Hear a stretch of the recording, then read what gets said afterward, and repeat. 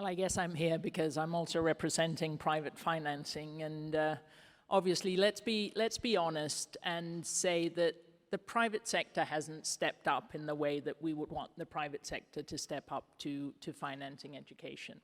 I mean, we're incredibly proud that we have, since the SDGs were adopted, we've increased our funding for transformative learning from $20 million US to $500 million a year. That makes us the largest private funder in global education, but it's only 0.25% of the funding gap out there. And the private sector needs to do more, needs to step up. It also needs to pay its taxes, because if it's not paying taxes, obviously it's not contributing to the domestic budgets. We also... Very popular.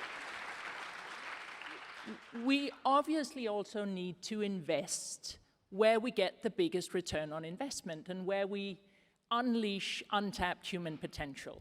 So one of the things that I haven't heard very much talk about here is how we need to invest in the early years.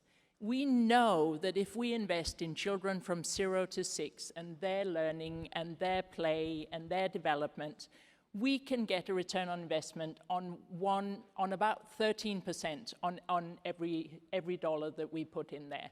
Now, that not only increases learning outcomes, but it increases health outcomes and well-being outcomes for parents. And it's basically, during COVID, it completely collapsed. The funding, the investment, the interest in early childhood development has completely gone out of the window. But the return on investment is so huge, let's get that back on the agenda. Thank you. The next point that I just want to talk to is we keep talking about leave no one behind. And at the same time as we talk about leave no one behind, just over a few years, the number of children completely outside the system, children on the move, has gone from 75 million to 222 million children. If we don't focus on children on the move and children that are completely locked out of national education systems, we are losing so much human potential. So please, please, please focus on the replenishment of education cannot wait, because that's a primary mechanism. Now, and then let's make sure, just finally, that we know mechanism, current, future, one we haven't even thought about yet in terms of education financing. They have to put equity and inclusion at the very, very heart of it.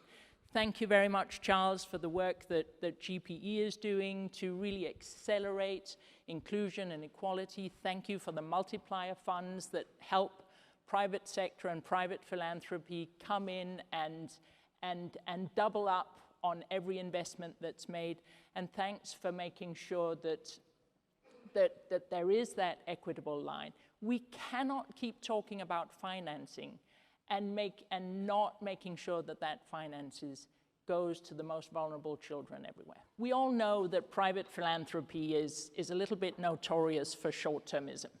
You know, we find a project, we love it, we throw a bit of money at it, and then we move on.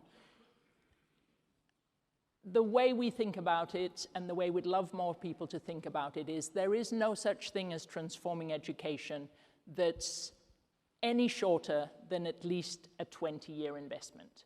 So 20-year investments in deep transformative effort is something that every donor needs to commit to. My word would have to be accountability. We have made too many promises over too many years to too many children that haven't been fulfilled. We have to have a global movement of accountability for education financing and for keeping promises. Thanks.